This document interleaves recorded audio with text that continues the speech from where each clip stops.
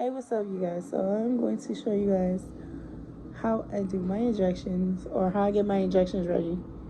And, yeah. Also, my husband is right here being goofy as hell, and I had to record this. But I also have my husband help me with my injections. So, yeah, when I do the injection part. So I get my vial of my medication, which is called Imcivree, which is right here. And then I get my alcohol swab or alcohol pad. I already had opened it, so I can have it ready. And then you just want to sterilize the top of it.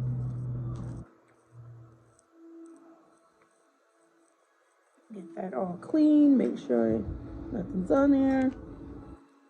Get that all cleaned off. Then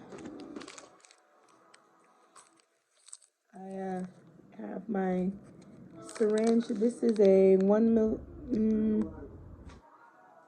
milliliter, 1 ml. It's a 28 gauge syringe. So yeah, these are different than the ones that I've had before. After I show you guys how I, get everything ready for my injection, I'll show you my old syringes that I used to use. But these are some new syringes. Um, and I will not be using these after Tuesday of next week.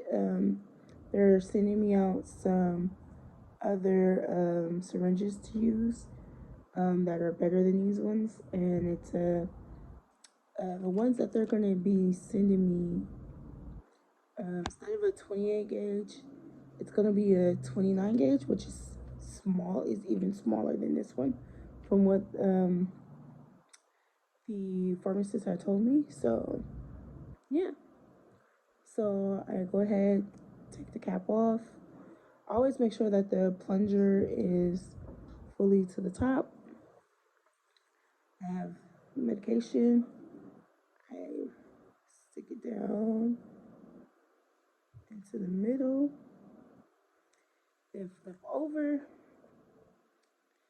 This one is going to be where I don't have a full vial,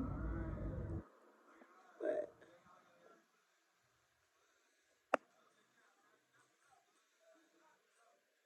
I always do it like that. Sometimes I have to do it like this, where I have to do it like this because I gotta the move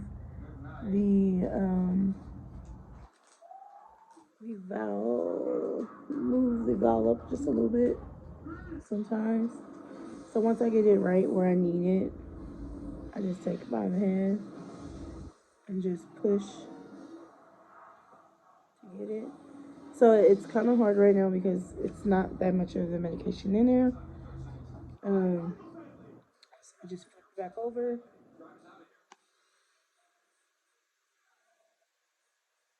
remove the syringe, I put the cap back on. You know, a lot of people will be wondering, have you ever stuck yourself? No, I've never stuck my finger with my syringe. I have been to my classes, well, not classes, but I've been to pharmacy techs. So I know how to do it correctly. So here's my other box of medication. Um, I get about 3 to 4 uses before I need a new one. Um, I'll show you guys what it looks like before I have to take off the little cap that comes on it. So this little cap right here, the white cap is on there. So I just pop that off. I throw it in the box so it stays with the box. The cap can't, it doesn't go back on. So alcohol swab again. I have more than one. and go ahead, clean it.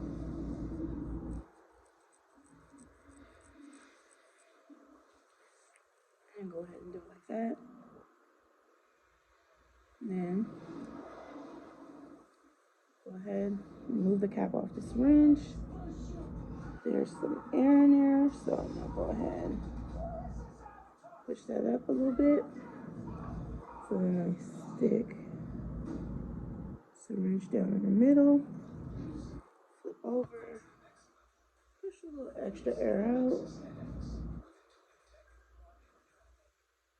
and then go ahead and start withdrawing our medication.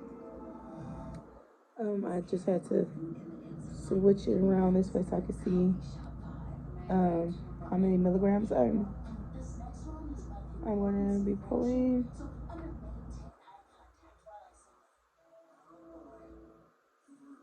So it's getting full.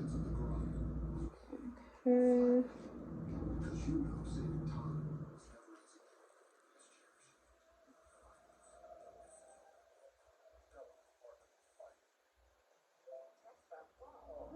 So I normally go up to 3 milliliters, not milligrams, but 3 milliliters. That's my dosage. It's 3 milliliters. Probably can't see that, but 3 milliliters. So once I get to that 3 milliliters, I always go a little bit past that because I take the syringe out.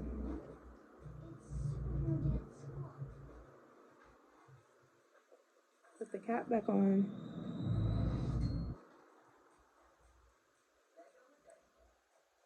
And I have to tap. I don't know if you can see, but there's like air bubbles in there. And so I tap to get all air bubbles from there. Then I take the cap off, reinsert, and once the air bubbles are in the middle, I release and just go back to the 3 mils. Just remove the syringe. Put this back in the box.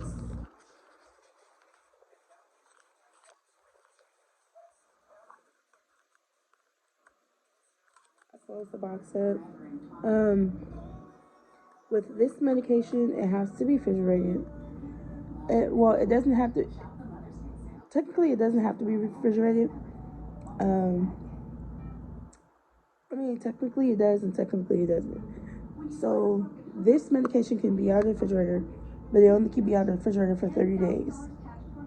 So what I do is I take a vial out and I keep it out because it's make it much easier. So if I keep it in the refrigerator every day, I have to let it sit out for 30 minutes or take my hand and warm it up by going like this, the vial, and warming it up.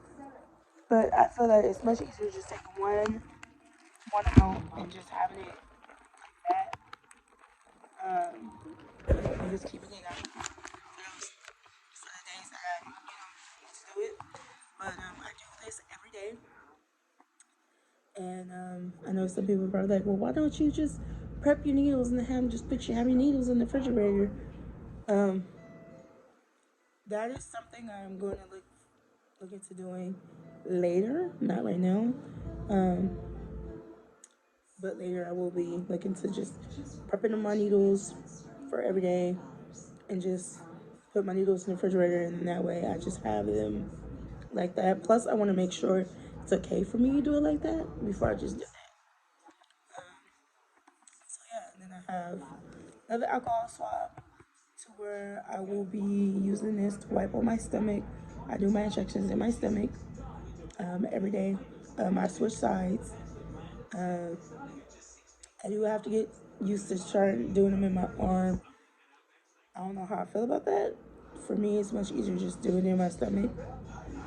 Um, so yeah. So I'll show you guys the needles that I used before. They switched to new ones with the blue cap.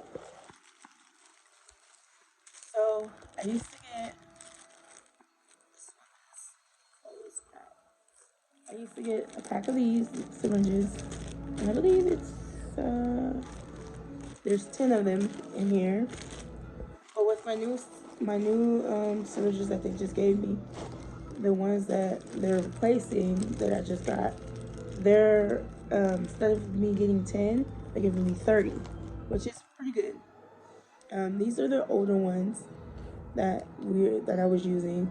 I guess people were having complications with these ones, so I was having issues with these ones. So they went and started giving new ones, and then people started having issues with the new ones. So now they're giving me uh, another syringe that's different. So hopefully the newer ones that I get next week, won't have any issues. I honestly haven't had any issues with these ones, so yeah. Um, yeah. So that is how I do my injections with my medication, which is called Imcivree, which is treatment for um, Bardet-Biedl syndrome, also known as BBS syndrome. Um, it's a lot. So, if you want to know more about this rare genetic disorder, all you have to do is just Google BBS syndrome, and you'll see a lot about it. Um, if you have this syndrome, feel free to leave me a message, ask any questions that you want to ask. Even if you don't have the syndrome and you just want to know more about it, go ahead and leave me a message or a comment. Leave a comment, and I'll get back to you. Thank you. Yeah, this medication has been a big help in my life. Um, since finding out that I have this syndrome, it's a rare genetic disorder. So I'm happy that I got this. The only thing about it is that I have darkening of the skin because of the medication. If you see in my older videos, my face is not as dark as it is now, but it's only because of my medication. I'm in the process of getting gastric bypass because of this syndrome. It causes me to gain weight and a lot of weight, and it's hard for me to get the weight off. But with gastric bypass and the medication, it's going to help a lot with me. So yeah. So thank you for joining me on this video and for listening and watching and learning more.